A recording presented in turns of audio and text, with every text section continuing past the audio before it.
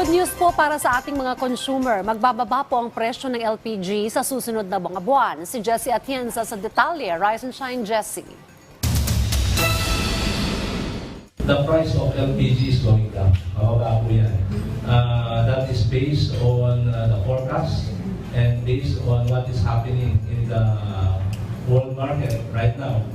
Kahit po meron po yung kaguluhan sa Middle East, but the problem is the demand. As you are aware, the most biggest consumption of LPG like China, India, yung kanilang economic activity is still nasa pababa pa rin po, hindi pa rin nagre-recover yung kanilang mga economic activity. Ito ang naging pahayag ng Liquefied Petroleum Gas Marketers Association Party List nang humarap sa media. Sa kanilang pagtaya, magsisimula ang pagbaba ng presyo ng LPG sa buwan ng Pebrero o Marso. Isang magandang balita ito sa mga consumer. Lalo tumaas ang presyo ng LPG sa pagpasok ng 2024 ng higit 3 piso kada kilo. Kaya naman, malaking bagay ito para sa mga minimum wage earner gaya ni Mary Ann. Bilang ordinaryo na mamamayan, mas mabuti yung bababa yung presyo ng LPG.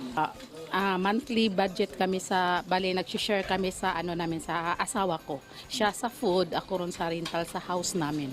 Pero para sa inyo, malaking tulong na din. Yes, of course. Malaki yun talaga.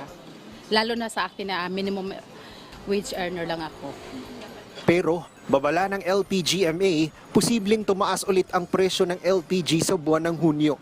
Samantala, patuloy naman ang kampanya ng LPGMA upang ipabatid sa publiko ang RA 11592 o ang LPG Law, isang mahalagang batas na nagbibigay proteksyon sa mga consumer.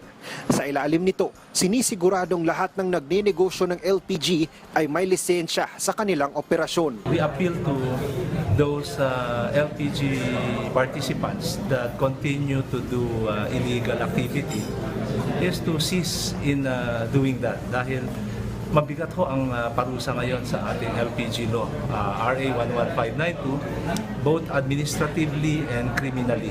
Kaya't ipinapayong bumili lamang ng LPG sa mga lisensyadong tindahan upang sigurado ang timbang at iwas disgrasya. Mula sa PTV Cebu, Jessie Atienza para sa Morning Show ng Bayan, Rise and Shine, Pilipinas.